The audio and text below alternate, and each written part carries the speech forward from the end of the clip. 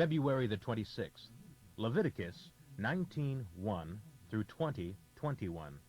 The Lord also told Moses to tell the people of Israel, "You must be holy, because I, the Lord your God, am holy.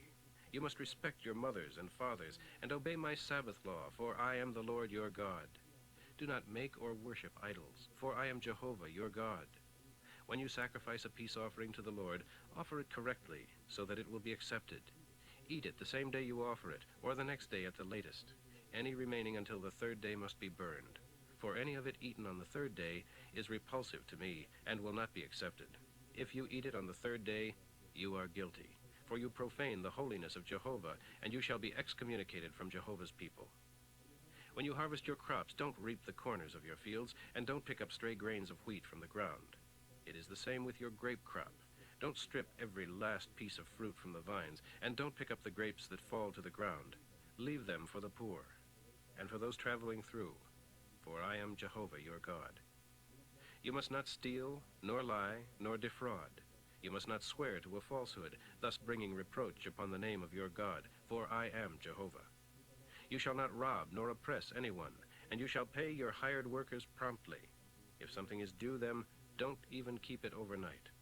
You must not curse the deaf, nor trip up a blind man as he walks. Fear your God. I am Jehovah. Judges must always be just in their sentences, not noticing whether a person is poor or rich. They must always be perfectly fair. Don't gossip.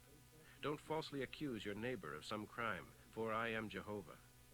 Don't hate your brother. Rebuke anyone who sins. Don't let him get away with it, or you will be equally guilty. Don't seek vengeance. Don't bear a grudge, but love your neighbor as yourself, for I am Jehovah. Obey my laws. Do not mate your cattle with a different kind. Don't sow your field with two kinds of seed. Don't wear clothes made of half wool and half linen. If a man seduces a slave girl who is engaged to be married, they shall be tried in a court, but not put to death, because she is not free. The man involved shall bring his guilt offering to the Lord at the entrance of the tabernacle. The offering shall be a ram. The priest shall make atonement with the ram for the sin the man has committed, and it shall be forgiven him. When you enter the land and have planted all kinds of fruit trees, do not eat the first 3 crops, for they are considered ceremonially defiled. And the 4th year the entire crop shall be devoted to the Lord, and shall be given to the Lord in praise to him. Finally, in the 5th year, the crop is yours. I am Jehovah your God. You must not eat meat with undrained blood, nor use fortune-telling or witchcraft. You must not trim off your hair on your temples, or clip the edges of your beard as the heathen do. You shall not cut yourselves, nor put tattoo marks upon yourselves in connection with funeral rites. I am the Lord. Do not violate your daughter's sanctity by making her a prostitute, lest the land become full of enormous wickedness. Keep my Sabbath laws and reverence my tabernacle, for I am the Lord. Do not defile yourselves by consulting mediums and wizards, for I am Jehovah your God. You shall give due honor and respect to the elderly, in the fear of God. I am Jehovah. Do not take advantage of foreigners in your land. Do not wrong them. They must be treated like any other citizen. Love them as yourself, for remember that you too were foreigners in the land of Egypt. I am Jehovah your God. You must be impartial in judgment. Use accurate measurements, lengths, weights, and volumes, and give full measure, for I am Jehovah your God who brought you from the land of Egypt. You must heed all of my commandments and ordinances, carefully obeying them, for I am Jehovah. The Lord gave Moses these further instructions for the people of Israel. Anyone, whether an Israelite or a foreigner living among you, who sacrifices his child as a burnt offering to Molech, shall without fail be stoned by his peers. And I myself will turn against that man and cut him off from all his people, because he has given his child to Molech, thus making my tabernacle unfit for me to live in, and insulting my holy name. And if the people of the land pretend they do not know what the man has done, and refuse to put him to death, then I myself will set my face against that man and his family, and cut him off, along with all others who turn to other gods than me. I will set my face against anyone who consults mediums and wizards instead of me, and I will cut that person off from his people. So sanctify yourselves and be holy, for I am the Lord your God. You must obey all of my commandments, for I am the Lord, who sanctifies you. Anyone who curses his father or mother shall surely be put to death, for he has cursed his own flesh and blood. If a man commits adultery with another man's wife, both the man and woman shall be put to death.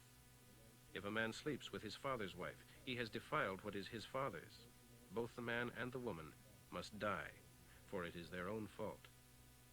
And if a man has sexual intercourse with his daughter-in-law, both shall be executed. They have brought it upon themselves by defiling each other.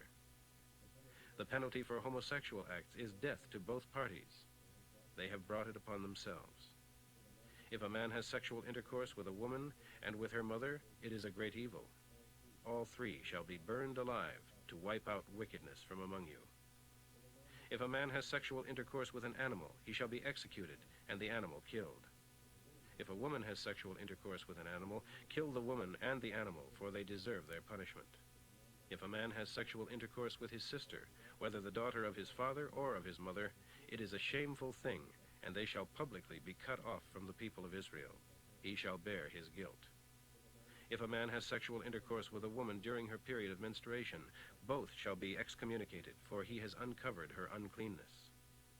Sexual intercourse is outlawed between a man and his maiden aunt, whether the sister of his mother or of his father, for they are near of kin. They shall bear their guilt. If a man has intercourse with his uncle's widow, he has taken what belongs to his uncle.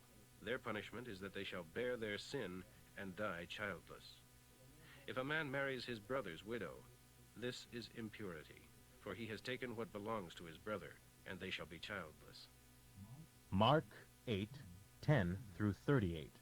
Immediately after this, he got into a boat with his disciples and came to the region of Dalmanutha. When the local Jewish leaders learned of his arrival, they came to argue with him. Do a miracle for us. Make something happen in the sky. Then we will believe in you. His heart fell when he heard this, and he said, "Certainly not. How many more miracles do you people need?" So he got back into the boat and left them, and crossed to the other side of the lake. But the disciples had forgotten to stock up on food before they left, and had only one loaf of bread in the boat. As they were crossing, Jesus said to them very solemnly, "Beware of the yeast of King Herod and of the Pharisees." What does he mean? The disciples asked each other. They finally decided that he must be talking about their forgetting to bring bread. Jesus realized what they were discussing and said, "No, that isn't it at all. Can't you understand? Are your hearts too hard to take it in? As Isaiah declared, your eyes are to see with. Why don't you look? Why don't you open your ears and listen? Don't you remember anything at all? What about the 5,000 men I fed with 5 loaves of bread? How many basketfuls of scraps did you pick up afterwards? 12. And when I fed the 4,000 with 7 loaves, how much was left? 7 basketfuls. And yet you think I'm worried that we have no bread?" When they arrived at Bethsaida, some people brought a blind man to him and begged him to touch and heal him. Jesus took the blind man by the hand and led him out of the village, and spat upon his eyes, and laid his hands over them. "Can you see anything now?" Jesus asked him. The man looked around. Yes, I see men, but I can't see them very clearly. They look like tree trunks walking around. Then Jesus placed his hands over the man's eyes again, and as the man stared intently, his sight was completely restored, and he saw everything clearly, drinking in the sights around him. Jesus sent him home to his family. "Don't even go back to the village first," he said. Jesus and his disciples now left Galilee and went out to the villages of Caesarea Philippi. As they were walking along, he asked them, "Who do the people think I am? What are they saying about me?" Some of them think you are John the Baptist. And others say you are Elijah or some other ancient prophet come back to life again. Then he asked, "Who do you think I am?" Peter replied, You are the Messiah. but Jesus warned them not to tell anyone. Then he began to tell them about the terrible things he would suffer, and that he would be rejected by the elders and the chief priests and the other Jewish leaders, and be killed, and that he would rise again 3 days afterwards. He talked about it quite frankly with them, so Peter took him aside and chided him. You shouldn't say things like that. Jesus turned and looked at his disciples, and then said to Peter very sternly, "Satan, get behind me. You are looking at this only from a human point of view and not from God's." Then he called his disciples and the crowds to come over and listen. "If any of you wants to be my follower," he told them, "you must put aside your own pleasures and shoulder your cross and follow me closely. If you insist on saving your life, you will lose it. Only those who throw away their lives for my sake and for the sake of the good news will ever know what it means to really live. And how does a man benefit if he gains the whole world and loses his soul in the process? For is anything worth more than his soul? And anyone who is ashamed of me and my message in these days of unbelief and sin, I, the man of glory, will be ashamed of him when I return in the glory of my Father with the holy angels. Psalm 42, 1 through 11.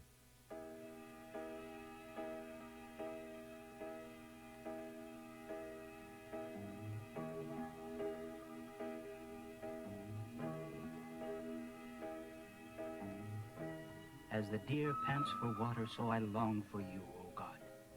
I thirst for God, the living God. Where can I find him to come and stand before him? Day and night I weep for his help, and all the while my enemies taunt me. Where is this God of yours, they scoff. Take courage, my soul. Do you remember those times? But how could you ever forget them? When you led a great procession to the temple on festival days, singing with joy, praising the Lord.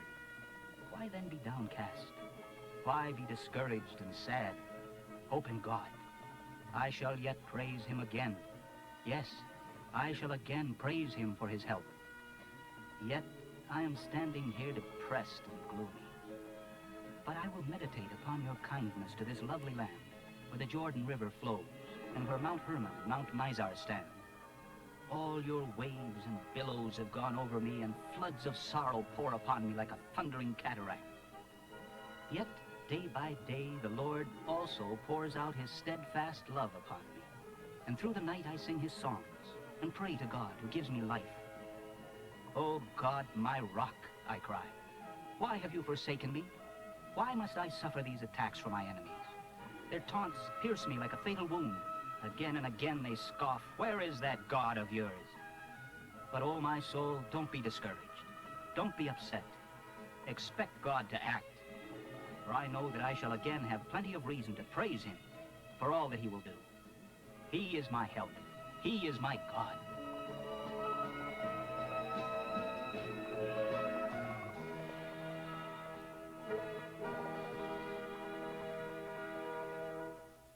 Proverbs for today, 10:17.